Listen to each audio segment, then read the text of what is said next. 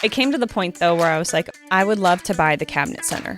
Now, I know it's not for sale, but I'm going to come to you every single day until you will sell it to me. If you don't want to, then I will be done January 1st.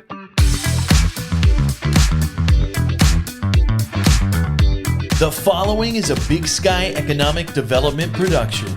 It's Mars B. And Kavo. And this is The Vault at 201 North Broadway. A business podcast. Where we bring you entrepreneurs, small business owners, and community leaders of Montana.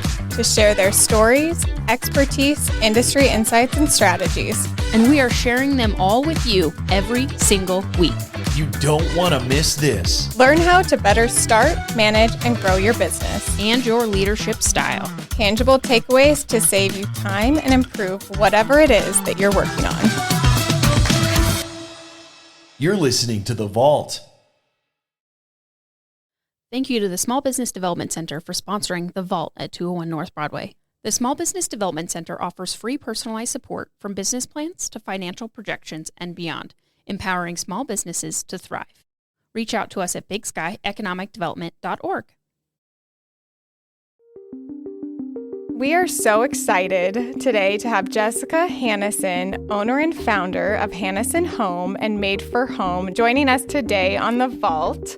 Welcome, Jessica. We're so excited to have you. Thank you. Thanks for letting me be here. I'm excited. Yeah, we're excited. So we would love to kick off today with having you give us details behind something you've said in your bio when we were, just doing some background research, and it really stuck out to me, and I'm like wanting more details in the story behind it. And you said, I love the hustle and doing the unexpected for my age. I think you said it as you were talking about growing up in Glendive, working, and you're like, I've loved the hustle, unexpected, and for your age, because you're young. Yeah, and I mean, even young. I mean, we're at almost year 4, so 28 is when we opened our businesses. And so, I think it comes down to a lot of just my upbringing. I mean, my dad had a tire store, and I worked at it at a young age, and I worked through it all through high school anytime I wasn't doing sports. And I think even like in sports or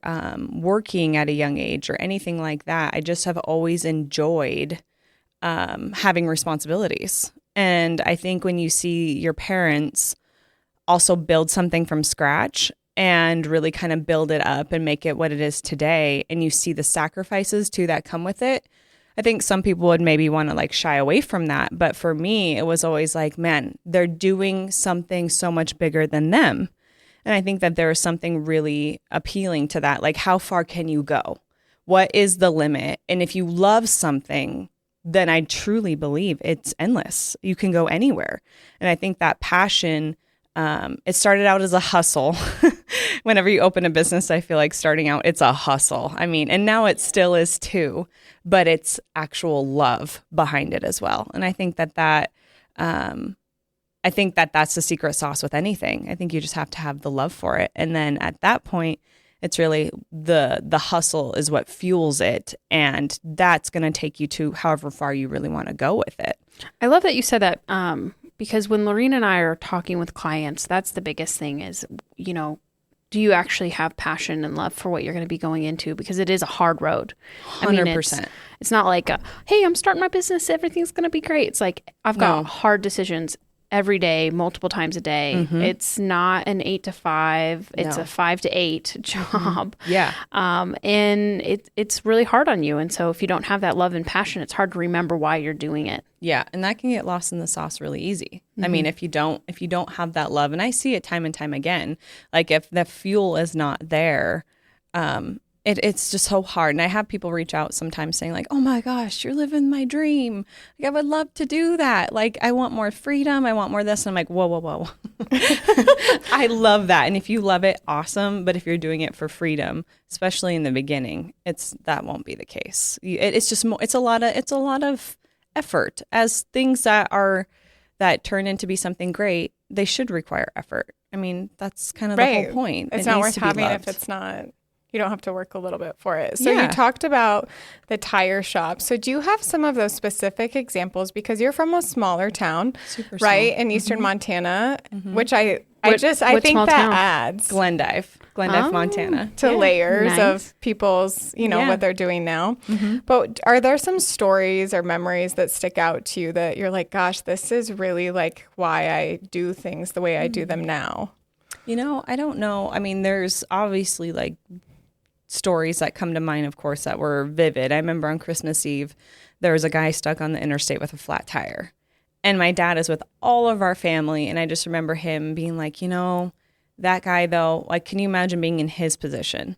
Like, yes, I could stay home and I could enjoy tonight because it is Christmas. But at the same time, can you imagine if nobody helps him?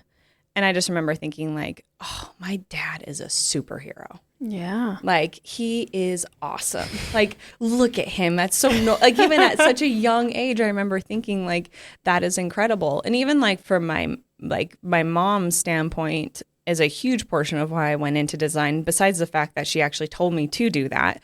Beyond that, she built such a home for us. And I think that feeling, that nostalgic feeling of coming home and there was always dinner made, or she always had candles burning, or in her free time, like her aunts would come down with my grandma, and their fun thing that they would do together is rearrange furniture in my mom's house. Like that is that's fun. hysterical. Yeah. Like, but it's also a small town. There wasn't a ton of things to do, but I mean, and there was this little local home decor shop there too. I mean, keep in mind, you guys, we had McDonald's for only a blimp. We don't even have that now. So, I mean, it's very small. So there was this hidden gem of a home decor store there too. And we would always go there and we'd buy things. And I loved how it would transform a space.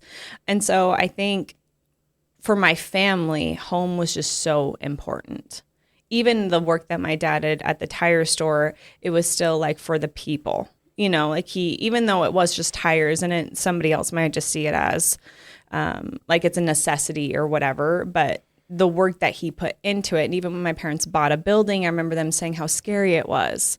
And they were so worried about if they could afford it. And just that sacrifice, and also just seeing their hard work poured into it. I remember going down to the building and there was dead mice everywhere. I mean, it was just to see that transformation though, and their love and like what it became, whether you realize it or not, it does influence, I guess, where you're going to take your journey too. And so, yeah, and my parents, man, talk about like the epitome of what I hope I can accomplish in life. It is them for sure. I love that. Well, and I think for them, that's such a big risk when you're in a smaller market. Yeah. You're saying, I'm going to buy this building and renovating it, and I'm going to offer a business out of it. And I hope that there's enough community in this region that can sustain and support it. Yeah. And I mean, even I didn't realize it at the time because my parents were very good about, I think, holding that close to them. There was moments that they didn't know if they were going to make it.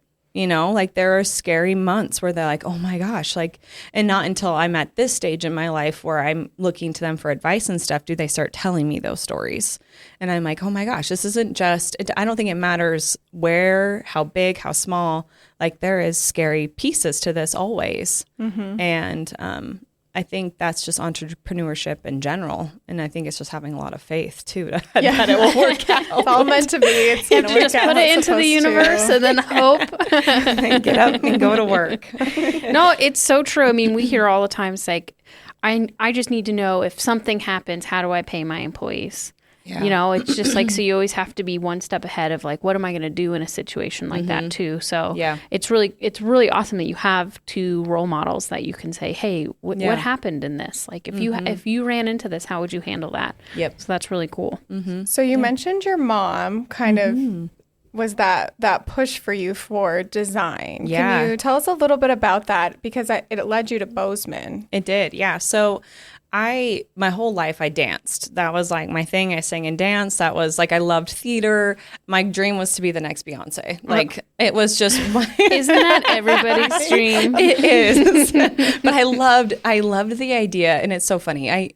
Part of why I wanted to be a performer is I love the idea of setting up a concert. like how you could design the setup, make it an experience, like how, because you can be super creative. And I loved that idea that is like the epitome of creative freedom. It was for me anyways. I'm like, between the choreography, the vocals, the songwriting to the stage setup, like, okay, like, can you top that? I mean, in my opinion, I don't think you could. And so, like, even to the outfits and the fashion. So that was my dream always. So I went to California to chase it. And I quickly realized that it was not going to be what I thought it was going to be. Very competitive, hard industry. It is. And I'm not going to lie. If you think you're good, go there and you'll find out there's several that could replace you. So anyways, I went back to, I actually moved back to Billings, and I was like, I have no idea what I want to do. Like I was totally in a funk. I knew I didn't want to be there, but I had no idea what my next road was going to be. And my mom actually had heard about the interior design program at Bozeman. And my mom has always had like this weird intuition with things. I hope I can have that with my kids too. But she's always kind of known what was best for us, whether or not we knew it or not. It's funny how moms are like that. I know. You're like, how do you know that? Like, how do you know that would? And then it turns out later, and you're like, oh, yeah. And so we were living literally in a shed in the back of a house by Pioneer Park. I mean, it was actually a shed converted into a house, and it's Christian and I. So we've been together a very long time. And I remember my mom calling me on our cheap futon with a Tupperware upside down for the coffee table. And I remember her saying, you should really go into interior design. And it was April of obviously I went in August to attend school, and I just knew right away. I'm like, oh my gosh, that's it. Like I would love to try that. Aha moment. Yeah. And then I did the choir and I did dance there, and we jumped right in, moved in August, and that was it. Mm-hmm. Yeah. And what were those things in that program that really stand out to you? What was it like going through that program?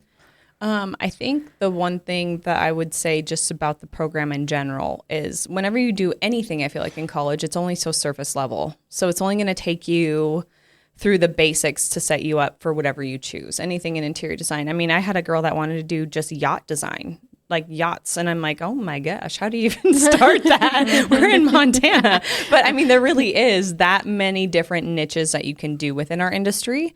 You can just be a drafter, or some people did architecture and design combination. And I think that some of the things that I enjoyed most was just that I could really create something. I could find what I really love within the program, and I could go for that. And so that, I think it was just that there were so many options, and that creativity, I think, was just the most important to me, to create something really awesome. Mm-hmm. That's awesome. So now you're in school, you're going through the program, and then you're planning. What was your next after that? So my husband, Christian, he actually worked for the railroad at the time, and he was always on the road. And we just said, okay, we need to be somewhere where you can be with me all the time. And so Bozeman, I applied. So I'm definitely that person that likes to create my own destiny if I can. I think I applied to like 49 places before I actually graduated. Like I just wanted to know what I would do. Mm-hmm. And have some options. Yeah. And I think that's had the big important dreams. as a student, because sometimes I think college students, we've had a few on where you're like thinking, not the ones we've had on, but you think like, oh, I have a degree, everyone will hire me. And I'm like, no. Nope. That's a hard no. Yeah. And that, depending on like social skills and all that too, just like sometimes that degree doesn't really matter. It's about the fit for that company. So, I mean, anyways, his job took us to Billings. And I cried the whole way here, guys. I'm not going to lie. Keep in mind, this is 10 years ago. And at that point in time, there was design stuff here, just not a lot. And I don't want to say that in a negative way. It's just when you come from Bozeman, that was extremely embracing of that and very artsy. To move to Billings, also, I didn't know a lot about Billings, but to move here and starting to look at what the job pool was for options was just slim. Yeah. And like it was hard to find something that was even inspiring to be a part of. And so that was tricky. I was sad. I was sad to move here. Now I'm happy. I created what I felt was what I needed. But and what did you find when you got here? I mean, because you ended up getting a job. Yes. Right? Yep. Was Carpet One the first That job? was my first job and Okay. my last job.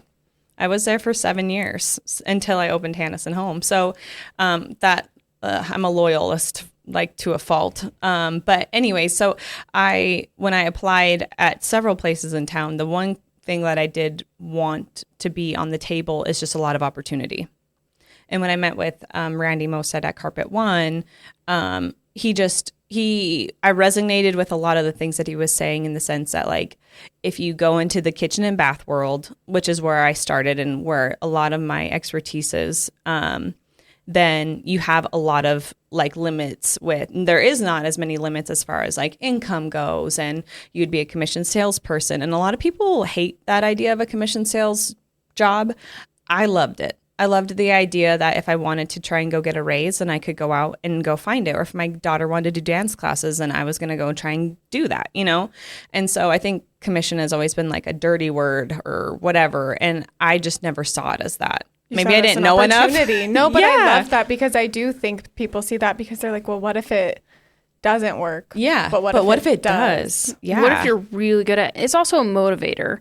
And 100%. I'm not saying, I worked in a commission-based job as well. And so I understand that. And I am not that person. Like, Yeah. for me, it's a hard ask. Yeah. But there are people who are really good at it. Yeah. And it's very motivational for them. It's like, hey, the sky's the limit on how much I can make here. I just have to go do the work. Yeah.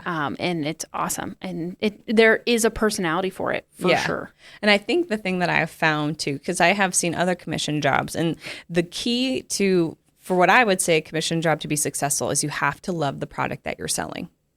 Like, you have to love it and believe it. And I got to the point, and I don't want to sound whatever, but I truly believed that if somebody didn't use me to do their kitchen, that it would be a disservice for them. Because this is just all whatever, and I'm sure there's a lot of really good people out there, so I don't want to like disregard that. But I'm just saying, for me, I was like, you know what? I care so much. Bringing back kind of that factor of what my dad, like how he was with his employees and like how sacrificial that was. I wanted to be that. I wanted to care so much for them and wanted to make their house so great, because it is a huge investment. And for me, it was like, no, I'm going to love this like it's my own. And I'm going to sell you this, and you are going to love it too. And I know what the outcome's going to be, and it's going to be awesome for them. And so I think the key to like anything commission is, like, if you love the product and you do good work and you are good for like that person, then there shouldn't be any reason why that isn't a good fit for you. You know what I mean? And so I think that there is commissions that are harder because maybe like you don't believe in the product or it feels not good to you or whatever. But at the same token, if it is something that is beautiful and you have the passion for it again, then that's not the worst thing. Also, it was a very new company. So it was the cabinet center that I worked under at Carpet One. Okay. And so it had just opened, like, I think it was only 6 months old at the time. And so it had the opportunity. I built the website for it. I found the lines with another coworker. And the idea of building this thing up without really any rules, I was like, oh yeah, let's do this. Like, let's make this thing great if we can. And so that's kind of why I took that position over other ones. Well, and kind of bringing back that sense of home, I think in our family at least, so many things happen in the kitchen. 100%. You know, not the rest of the house is amazing. everybody is, but yeah. everyone's always in the kitchen. That's where it drives my dad crazy. He's like, we have all this other space in the house. And I'm like, everyone is in the kitchen. Yep. And it's just, we're creatures of habit, and that's where everything happens. So we always hang out It's where there. the food is. Yeah. Absolutely. It is. That's why our family always is in the kitchen, is because it's where the food is. And then everyone has conversations because they're there. Or they make the cup of coffee, or, Yeah, and exactly. they sit That's down where at the the morning island. is. Yeah. Mm-hmm. It's a special place. Yeah. So you are working there for 7 years. 7 years. Yep. Learning a lot, building Yep. a brand. I mean, helping them build their brand. Yep. And then I just asked them. It came to the point, though, where I was like, okay. And I told my friends so many times, you guys, I'm like, no, I'm really going to do my own thing. And I think it probably was like, okay, she said that for how long now? But it was really, I think timing is everything. And I finally made the decision. I was like, okay, I think it was October. and of 2019. And I told my husband, I said, you know what, I'm ready. Like, I'm going to do this one way or the other. I'm going to make this happen. And so I actually went to Randy, the owner of Carpet One, and I told him, I said, you know, I would love to buy the cabinet center if I can. Now, I know it's not for sale, but I'm going to come to you every single day until you will sell it to me. And you built it up? Yeah. And at the same time, though, if you don't want to, then I will be done January 1st. Like, I have to choose myself. And like, obviously I would love to continue to keep the lines that I've fostered with the brands that we sell. Like, that was a big loss if I would have to get rid of those, but I had backups, and I was like, but I would love to buy this if I could. If it all makes sense, if the dollars make sense, I would love to buy it. If not, I do have to remove myself. And so he sold it to me. That's awesome. But I know that didn't just happen overnight, right? So No. when did that start for you? Then you finally had the confidence and you're like, nope, I have to do this. But leading up to that, what did that look like? When were you thinking and talking with Christian, like, I need to do this. I can build a brand. I think it came down to, I think it was a lot of things. My brother, Matt, is extremely entrepreneurial, and his wife, Brianna, is too. And so I think when you have this influence of a lot of entrepreneurs and people that believe in taking risks, I guess we're just probably a little bit more of a risk-taking family, maybe. But I mean, like my husband, Christian, he was so encouraging. And he was encouraging from day one. And everybody really was like, you just got to do it. Like, let's do it. Let's set it up. And I think for me, it just had to be a personal decision for when I was ready. Because when you have everybody saying, yes, do it. I can punch holes in almost anything. I am a little bit, how would you word it? Guilty till proven innocent mantra a little bit. Yeah. I'm like, this isn't, I will tell everybody why it won't work, even though in my mind, I am coming up with the ideas. Yes. And like in my gut, I'm like, but it might, But this could be awesome. Yeah. And so lots of late night conversations with Christian and really trying to come up with spreadsheets. That was probably the biggest change, is when I made the LLC. And I actually had my sister-in-law, Brianna, help me with that. And then she kind of set up, because that stuff is not my strong suit. So she kind of walked me through what that looked like. And all of a sudden I'm like, oh, we're in business. We've got it. It's official. I got an LLC. I got an EIN, and here we go. And so she helped me with that. And then I had another friend help actually make a spreadsheet of what I think I could do in revenue, estimated expenses. And I think that Excel spreadsheet was when I actually felt my nerves calm down. I was like, okay, I can do this. I believe that I can hit these revenues, and I know I can swing this. And that was probably the biggest turn point of, all right, let's do the dang thing. It's more numbers and some of those factual things. So What about, so he sold it. Obviously, he really believes in you, which is a testament to you. The name. Yeah, naming is a big deal. Yeah. And I almost kept the cabinet center, which is kind of like laughable now. But I mean, I still own it. But it's hard because I know Randy, and he's amazing. And he invested a lot of dollars in marketing into that name. And so when somebody has like, you've built this name too for years and everything, it's easy to want to keep that and like to ride that wave. You don't have to get a new sign. You don't have to get a new website, all those expenses. And it was actually my brother. It was Matt. And he was like, that is not you. He's like, come on. Like, it was so obvious to him that I should not keep the name. And even Christian was like, Jess, like, I just don't think that it's the brand. And so that was like, okay, you're right. Let's build a whole new branding guide. And I just went with Hannesson Home. I mean, I would like, the idea now with that name is hopefully somebody doesn't see it as a last name at some point. I want it to be such a brand that people just think Hannesson Home is just another company that exists in the world, not necessarily my name. Oh, but okay. I don't know if they would unless they know you. Yeah. Which, I mean, they know you if they're working with Hannesson Home. But, people driving by, out of town. Yeah, for sure. And it's a unique name. It's different. I mean, I have to spell it several times. There's way too many N's and way too many S's. But so it made sense for us that it was going to be who we are. And then I wanted home to be involved in it, because that's really the core of everything for us is home. I love that. And so you've not only have Hannesson Home, so you how long did you have that before you created Made for Home? So, I mean, Hannesson Home, we had it for probably, I went to market right away. So January 1, 2020 was when we went into business. And I knew right away I wanted to have a retail store. I love retail. That's probably one of my biggest passions is retail and home decor. I love it a lot. And so you can tell. Yeah, it's my thing. In the best way, because your store feels so homey. Yeah. And it's always changing. There's always new product. All the time. Yeah, and that's super important. Yeah. And so it was only 2 weeks before I went and purchased accessories for that, not even a live brand yet. And the funny thing is it first started out as Shop Hannesson Home. That was what we called it at first. And I think I remember that. Yeah, so it was actually Shop Hannesson Home. Because we did the Christmas party. At Shop yeah, you guys are like my our OGs. first year. We love our holiday Christmas. Yes, it is. It was a small space. I mean, but it's when you start out, it's like I never had anybody tell me it was crazy. And maybe I did, and I just don't remember. But I had no money. I had zero money. And I only got a local bank in Glendive to give me a line of credit. That was it. And I had to beg. And it was right to the very end before I signed the loan documents with Randy and everybody else, which was on, I think, January 1st. I think it was exactly January 1st when we signed everything.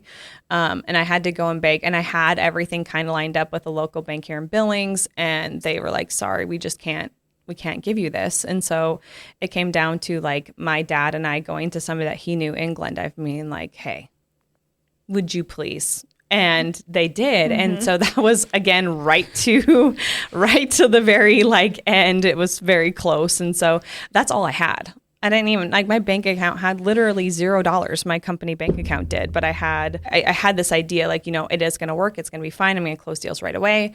And we did. But I went to market and I spent $2,500 on accessories. And I remember it being monumental. I was like, oh my gosh, how am I actually even going to get these out to the public? We started a renovation right away in the building that we're in on 24th Street, which is only 2,000 square feet, mind you, with a lot of employees. And so it was just small. And so we did what we could, but then COVID happened. So we went straight to e-commerce and put everything online. I'm like, I have to make money on these products. Like I can't just have them in my warehouse. They'll be obsolete by the time we can maybe open again. And so it relatively quickly, Shop Hannesson Home opened, but a lot of people probably don't know of it until maybe a year later. Wait, so you talk about, so I'm curious. So how many team members did they come with you when you purchased the company?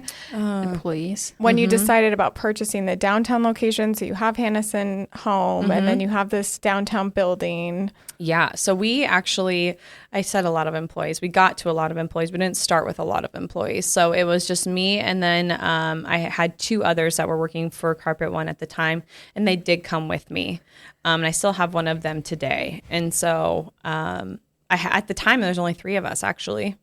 Yeah, I think it was just three. But then, actually, I had Bailey, and she came on board with me at that same time. She actually was my nanny, and I will not let her leave me at any point in my life. So I'm like, will you actually come and help me with, my books and stuff, which is so comical now because that lasted, a hot second. But she actually is the one who, at that time, really embodied the retail side with me. And she has made it definitely what it is today too. She's incredible. Yeah. So it actually was four of us. It would have been Bailey, and then me and two others that were a part of the team at that point. So a smaller building website, building a new brand. Yep. I'd love to ask your opinion.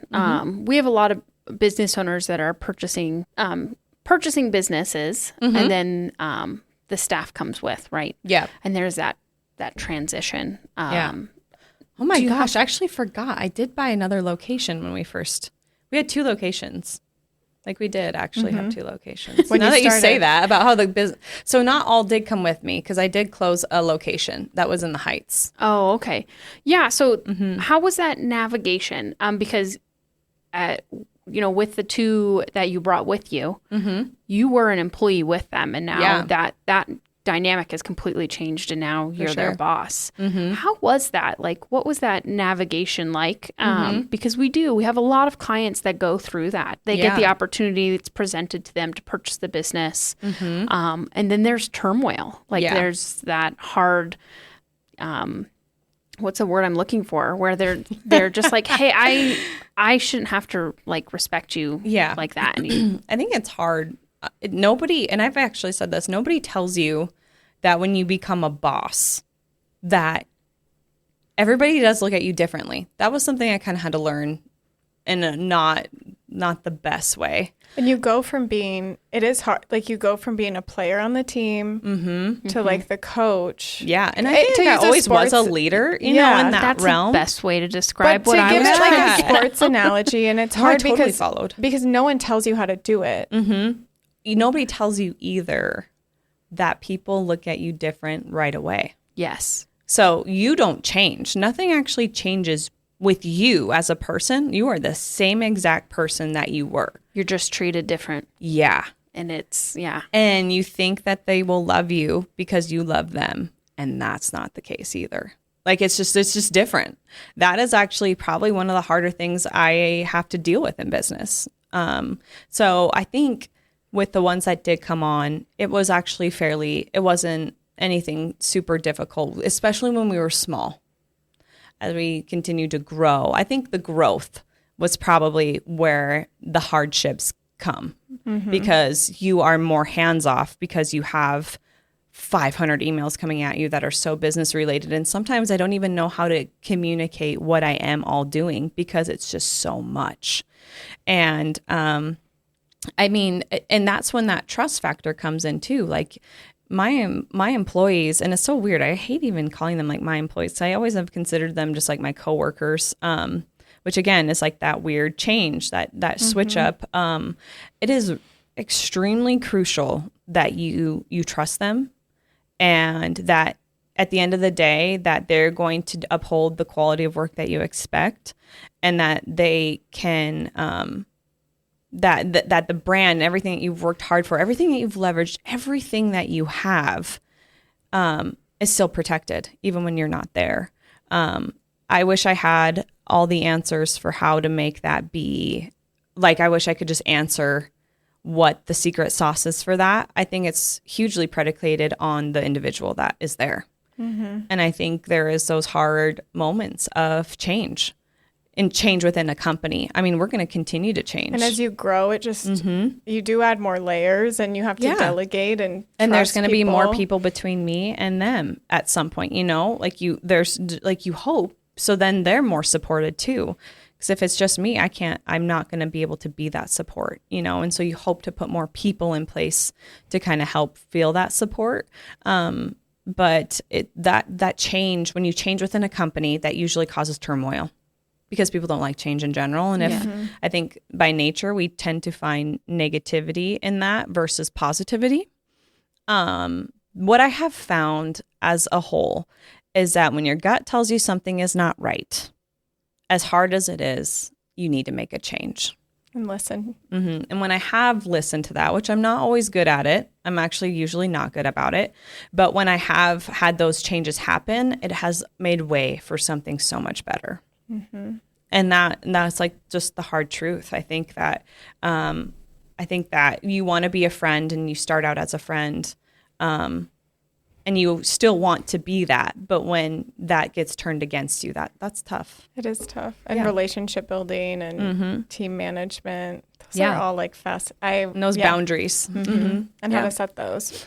So, and you have too, speaking of teams, you have the Hannesson home team, which I'm guessing, they connect with Made for Home, but then you have the secondary component that we were chatting about. And I guess I just would love, in case anybody hasn't understood by now, Hannesson Home does Hannesson Home is a full-service interior design firm.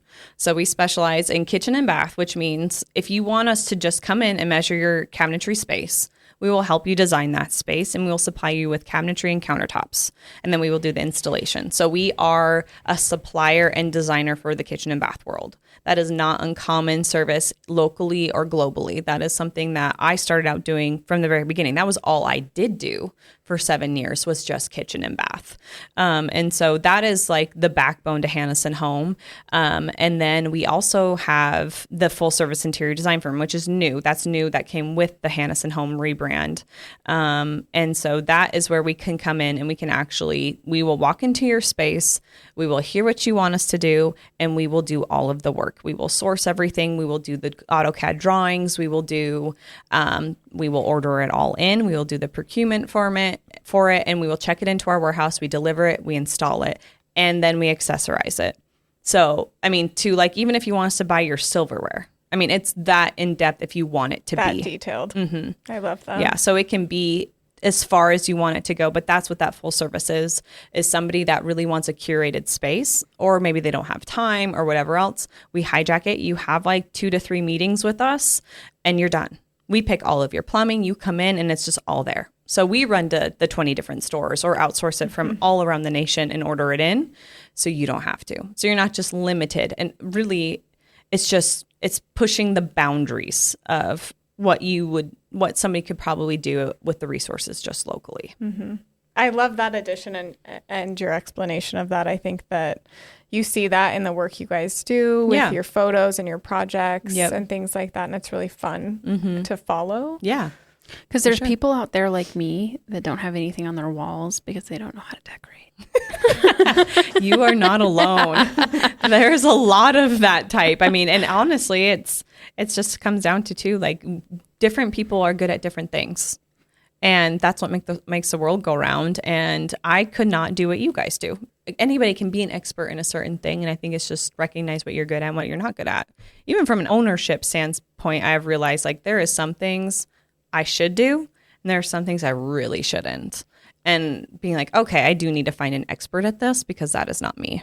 Which I think is a great telltale of what you hear a lot of strong leaders, which I consider you that, talk about of surrounding your table with people that are better at certain things than 100%. I do not want to be the best designer in my company. And books and all of those things. Nothing. You know, like how do you bring people in that really help elevate? I want everybody to be better. I mean, and that's how we grow. That's how we get to the next level. And I would say like a lot of I see it so many times in like my coworkers with their designs and with their kitchen and bath stuff. I'm like, dang, you're better than me now. You killed that. Like, you're awesome. Like, way to go. And so I think like we all have our strong suits. There's certain things that I feel like I'll always be the go-to for, but it's fun to have people that are better than you in general. Well, they look up to you and come to you for those guidance and things like that. So I want to take us back and chat a little more about from Shop Hannesson Home. You go through COVID. Yeah. E-commerce, you start a business and you're like, hey, COVID. And then we transition to Made for Home and a new location. Yep. Yeah, we're not, those are a lot of things I tossed insane. So I think it's just there's a lot. We've done a lot. I think with Shop, Hannesson grew so fast. Hannesson Home just grew. And so we quickly realized like, holy heck, we do not have the space. I mean, I think, gosh, how many? 2, 4, 6, 8, 9. I think we had 9 employees in there. And 2,000 square feet, which is 9 desks plus kitchen displays. And then to have a retail store in it, it's like, wait, what? I mean, we don't have any devising walls. So it's just all open. And we did it well for what it was. And honestly, too, like no mun, no fun. Like we didn't get to just like we had to start somewhere. And so that's what we did. And then we had an opportunity to be a partner on the downtown building. And they knew that we didn't have like an option to maybe move everything at that point. And so they're like, would you want to would you want to go in with ownership on this building and then be a tenant? And so I was like, well, that could maybe work. And so that's what we did. And we renovated it and got to design it. And that was super fun. I mean, in a historic building, there's like nothing better. So and to is it get mixed to do that. use, that building? Because Yep. I know you guys are on the first floor. Yep. So it's us, and a salon is right next door to us, and we're the retail space tenants. And then we have 9 apartments upstairs, which we did renovate as well. And then I think we have 2 in the back, which are not renovated yet. And so those are just hanging out back there with tenants that have been there for a while. And so we're just upstairs. We did do a full renovation though. And then on our main floor, that was a big, and then we basically ripped off like the whole front of the building and brought it back to what it originally looked like, just modernized. Gorgeous. Yeah. It's gorgeous. Yeah, and it's activating fun. a different part of Billings. Yeah. Yeah. It's definitely like the quieter spot in, like, it's just one off of that main busy street. And so we're hoping to kind of pull and kind of beautify that part of that street as well. Someone always has to be crazy. You just have to do it. No, but like even Somebody you has talked about to your be the retail. catalyst, You right? just have Yeah. to do it, and then Yeah. others will come. Yep. They'll If follow. you build it, they will They'll come. I think that's I a have saying. lived I think so. on that saying. I'm like, if we build it, they'll come. If we make it an experience, they will come. And so so downtown was scary. And I actually was always a proponent for not doing downtown. I was very like, no, I'm not going down there. It's not enough traffic. It's not enough whatever. And for what we've used it for, and in this time frame, it's been really good for us. Right now, I mean, it works. Not to say that Hannesson Home and Made for Home won't be together again. I know that is definitely the goal. And so I hope that can happen.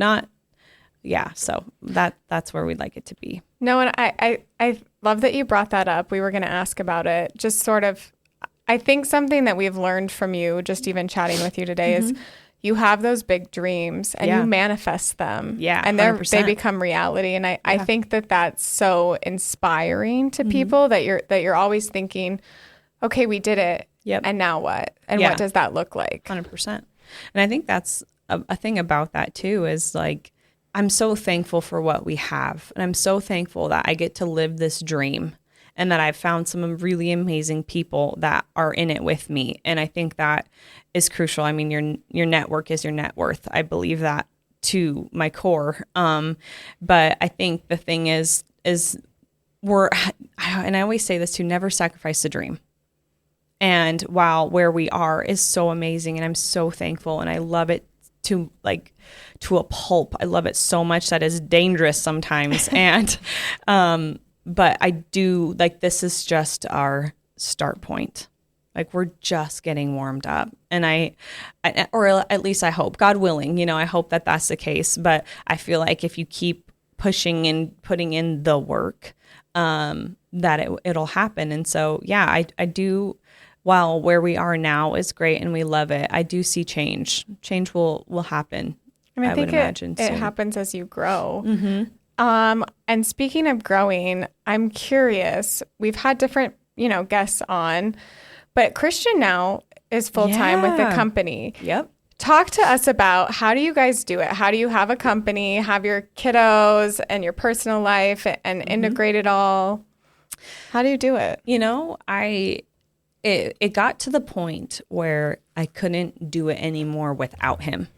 Like, it wasn't really, I think that's such a scary jump to put all your eggs in one basket. And I think that was always the dream. Well, I know that was always the dream for us to be able to be together in this, because I think one thing that people don't realize is that he always was in it.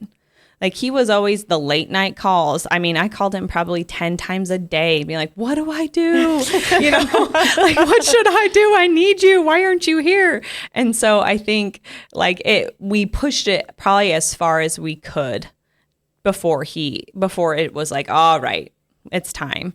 And so I think, he has a love for business. He just loves everything about, developing businesses, building a system out. And he's super creative too, which I don't know if many people actually know about him, but he's actually really creative and he's very intelligent when it comes to just business in general. And so his expertise has always been in there. And what we have today is because of that. It's just now he's actually getting to focus on it. And so, like he does not work for me. He works with me. Like it is him and I. Like it is a mutual 100% both of us. And I think that that's also important as a company to recognize that in that way. Like he has just as much say in anything as I do. And I wouldn't want it any other way. That's the way I found early on that I do not want that much power alone. Yeah. I'm like, I am not. It's easier to have doing share this. it. It's like a shared responsibility. Sure. Yeah. And so, he came on board. It's not quite a full year yet, but we're nearing it. And it's cool because as soon as he came on board, we had an opportunity to do commercial cabinetry. And it was a big opportunity and a lot of unknown. And that I do the back end, like design, ordering, communication, negotiating. But he built the whole system. So like we went from having just one warehouse guy. Now we have 9. Wow. And we build our own cabinets. So we have like 9 assembly lines. And I think we produce on average about 60 cabinets a day. Wow. So he built a massive system. And now we also have an inventory software app. So not only because every unit is different because it's multifamily. So like every unit's different. Some are ADA units, some are not. So some we have to cut, some we don't. And so he literally in these last 9 months built an entire business, like a whole new division that is like, oh, what do we do with this now? Like, and you how should we created grow jobs. this? Yeah, a lot of jobs. And I wish we could have kept all of them. It's been a really cool experience. And so, I don't even get to really see him very often because he's so busy with that. But I think that's just a testament that he is built for, like I said, when something happens and timing is everything. But when we allow it to happen, opportunity comes. You make way for new experiences to kind of come through the door. What's one tip that you would provide business owners that are husband and wife duos to make sure that it it still flows, and it's not terrible at home because of what's happening at work? I would say for us it's a lot of communication. I think it's communicating and making sure that you are very open about communication. And I would say even just something that Christian and I have had from day one is just a lot of mutual respect. And he respects me and I respect him. And if he or I would ever talk disrespectfully, we would absolutely be like, no. Mm-hmm. I think it's that everything is based out of love. And that doesn't mean that it's always easy, but just like anything, you have a choice. You have a choice to communicate it. You have a choice to respect one another and want them to be happy too. And I think Christian, like I said, is super talented. He was in the financial world. He could have killed it there. He could have took that and ran it home for, I can't even imagine what he would have done with that. But I think the reality is that he loves me a lot, and I think it's super special to want to build something of your own. When it's for somebody else, that's well and good, and that's fine. I did that for a long time too. We both did, but there's a different level of pride when it's yours. And so the other thing I would say to that is make sure you have very clear roles and responsibilities. I think when you do that, then you know what you're supposed to be doing, where your responsibilities are. And I think if that's super clear, that also helps. And if you do it long enough alone, you'll realize quickly what you don't want. You maybe thought you did in the beginning. I remember thinking oh yeah, I want to do this and I want to manage and I want to do this. I'm like, I don't want to manage. I want to design and find business deals and work with clients. I don't want to manage. That's not something that is my skill set, even though I thought it would be. But he is really good at it. So I think it's finding what you're good at and not forcing something else. And it sounds like you guys complement each other well. Very in that much. respect. And I've 100%. Seen it by interacting with the two of you. Oh, you guys are just very complimentary of one another. Yeah, like I was kidding with the girls at Hannesson home. I was like, well, if you ever want anything, you should probably ask Christian. And sure enough, like he rolls up with like this brand new coffee pot. It's like this espresso thing. And I'm like, what is that? He's like, I don't know. Josie said that this is like the good one. And I'm like, oh my gosh. Okay. Like he is so giving and so loving and so like lighthearted. Not that I'm not some of those things. It's just we do complement each other really well. Which is nice. Yeah. So now that you've been in Billings for a while, what do you think? These are the key things I love about Billings is growth is sustainable. I think that it's not something that spikes and then crashes. I think that it's business savvy. And I think that if I like that it's just more grounded. So I would say that Billings for business opportunity is a great one. I think that there's lots of growth happening here, and that makes me excited, especially like within the hospitals and even like the multifamily development and the new Costco. I mean, there is things that like show, and there's like a ton of studies you can look into, but Billings does show growth, but it's sustainable. And I do really, coming from a small town, I think that the people that you know best, they're a certain type. Like it's the ranchers, it's the farmers, it's the handshake deals. And that's kind of what I was brought up on. And so I like that maybe isn't fully what Billings is, but there's pieces of it. And I do love that like hometown. I don't even know how else to describe it. It's more of a feeling than anything else. But when I meet certain people, I'm like, oh, that's you, and I want like, it's just, it's solid. It's supportive. And it's really not a lot of fluff. And I think I can appreciate that too. And so I really love Billings, and I love that it's loved us back. I feel thankful for this journey here, and I have met some of the coolest people. And I think that was when I started to change my perspective probably the most about Billings, is when I started to find my people. And I think once that happens, that's when I think that's when those roots start to sink down, because you feel supported. And yeah, I mean, truly, I have met probably the best people in my life here. So I think that is a big part of it. And that did take time. I think going to church helps, where you can build that community. I think people that we've done in their homes, that builds that relationship. And also fellow business owners. I mean, nobody gets it more than them. And when you get to talk and hang out with them, they don't look at you like you're crazy. And so I think just finding like-minded people and not like-minded people to push you, that has probably been the biggest differentiator with Billings for me.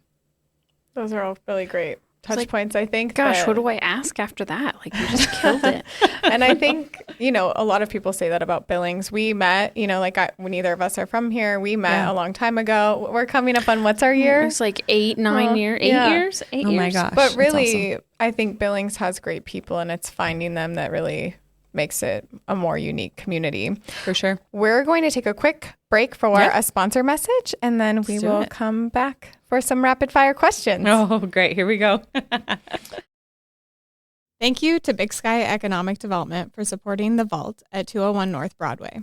Big Sky Economic Development provides leadership and resources for business creation, expansion, retention, new business recruitment, and community development. If you are starting a business, growing or expanding your business, diversifying your customer base, or maybe you're looking for business trainings to attend to continue to learn and grow, they're excited and here to help. Even if you're thinking of relocating your company into Billings, they're a resource for you. BSED also provides resources for community development initiatives by planning, partnering, and managing projects, and administering grants for redevelopment and placemaking. Their workforce development program brings together industry and education partners to anticipate and respond to community workforce needs. And they provide talent attraction and retention resources for your business to use under the community brand Better Off in Billings. BSED's Rock 31 program is focused on helping startups thrive. And in their location in downtown Billings, they have 2 floors dedicated to co-working and additional spaces throughout their building open to the community to host their meetings, events, and trainings. Visit bigsky.economicdevelopment.org. Again, that's bigsky.economicdevelopment.org, or follow them on Facebook and LinkedIn. We like to end each episode with a set of rapid fire questions. Are you ready? I guess so. Okay, let's do it. What gets you going in the morning, and how do you start your day? Oh, my kids. My kids get me, I mean, just by default, we have to get ready for school, make lunches, get them out the door. So my kids get me up in the morning and get me going. They get me going with everything, but definitely my kids get the day moving. That's how you start your day. That's fun. Okay, yep. Our second one is, what advice do you have for maintaining quality friendships when you're just a really busy business? You're running multiple businesses. So how do you maintain those quality relationships? I think that if you want, for me personally, is that I cannot probably be there for you at any given time. I will try my best. And I think it's just that if I can, I'll be open and honest with you communication wise. And if you call me, I'll always pick up. But I think it's just understanding and giving grace. Like, oh, I texted her, she hasn't responded for like 7 hours. Well, that is going to probably be me. And so I think it's finding the people that understand you and are good with that. And then because they know that the quality that you're giving is still 100%. And I think it is also, sometimes you do have to prioritize those relationships. And like I said, it's not like I'm just really bad at texting. It's like my worst trait. And I've always had it be my resolution. It's still not working. But I think it's just finding the people that know you for you and making that a priority to really pour back into those relationships when you can. I would say that is probably the best advice I would give, but also you will know when it's the right people. Like when you meet the right people, it's easy to give what you need, what you can to them, and they'll be understanding about whatever that is back. So I think it's, I don't know if that answers it, but that's what I got going. So I think that's great. And I think it's true, especially as you get busier. Like texting is hard. It just, you don't, if you call, open it, I'll almost always answer. I'm like, wait, my watch is buzzing. Let me answer my phone. Yeah. Texting takes so long, I feel like. So, well, and it's easy just to be like, oh, I got to remember that. And then you just go off and do something else. And then 7 hours later, you're like looking through something. You're like, oh my God. Yeah. And then it's like 11 o'clock at night though. And you're like, oh, I don't know, message them, depending on how close you are, you know. But I mean, if you think about it, if you're a business owner, I mean, I have 3 Instagrams, I have 3 Facebooks, I have 4 emails, I have texting, and I have phone calls, and I have my personal line at the business too. And so it's like, it is hard to manage it all. And you have clients. Yeah. And fortunately and unfortunately, like they will always take precedence when I'm, especially during the working hours like that. I am for them, you know? And so, it's the power of consistency, right? If you say that you're available from this time to this time, then you got to be. Yep. So my last question for you are, what are some non-negotiables in business and life? Oh man. I would say, and I was given this advice before I even opened Hannesson Home, is know what your core values are. And for me, that is God, one, and then my family. And I would say even beyond that is just that general well-being, like that gut feeling, you know, that you check all the time. So if anything doesn't service those things, and also just like good morals, I would say is another thing for me. Like my dad always said, the 2 biggest things that he would be so upset with us is if we ever lied or stole. And I think that too, like anything that does not service my core values and my morals, those would be a non-negotiable. If something feels yucky, it probably is, and I wouldn't step into that. And I even I've been doing this for 10 years, and I think when you've worked with a lot of people, and good, bad, and different, you do work with some people that are just not good to you, or they don't talk to you nicely, or you have the amazing ones, but every now and then you have those that treat you very poorly. And if they came to me today with a dream project that would make tons of money or whatever else, I would still not take it. It's not worth it. No, it's not. And I think that's, again, when you say no to those ones, no, even if it looks good, when you say no, it'll make room for somebody that does appreciate you. And so I think going with your gut and not going with a dollar amount, that would be a non-negotiable. I would never do something out of that doesn't feel good. And there's other ways. I think that, like you said, it comes back and it rewards you in different ways. For sure. Mm-hmm. And not everybody's your customer. Yep. And I think that's a harsh reality. Yep. It's the truth, though. It has been so much fun having you on here. So we want to tell our listeners, where can people find you? So you mentioned some social media, websites. Mm-hmm. Where can people connect? So the biggest one that a lot of people connect with us is Instagram. Instagram for Hannesson Home and Made for Home HH are our 2 Instagram handles. And that's where a lot of people find us. We do have websites as well. Hannesson's is getting ready to go under construction, but social media is probably our biggest place to find us. Of course, you can come meet us in person. We're right on 24th Street across from Barnes & Noble at Hannesson Home. That's where all the designers are.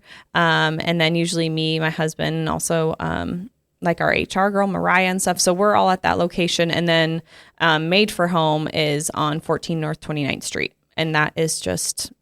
Great sign. 29th Street. It always smells nice. It does always smell good in there. It does always smell good. You had no these doubt. great swivel chairs the other day. They were like big, puffy, like oversized chairs. And then I was like touching one because I'm a toucher. Yeah. And it started swiveling. I was like, oh, I found the perfect chair. He was like, this is for me. Okay, speaking of Made for Home, can we do a giveaway? Yeah, let's do it. Yes. Okay, so can we do, so if you guys comment on our latest post at The Vault on Instagram and tell us what was your favorite part of this episode, we're giving away a signature Made for Home candle and a gift card. So be sure to let us know what your favorite part of this episode was on our latest post on The Vault. And Jessica, thank you so much for joining us. Thank you so much, you guys, for having me. It was a real treat. Thank you. You were awesome. So thanks so much. Thank you. I appreciate it. We hope you enjoyed this episode. Make sure you are subscribed to The Vault at 201 North Broadway, wherever you podcast, including YouTube. Connect with us on Facebook at The Vault at 201 North Broadway and Instagram at TheVault_201. Don't forget to visit us at thevault@201.com and subscribe to our newsletter. We will see you next time. Bye.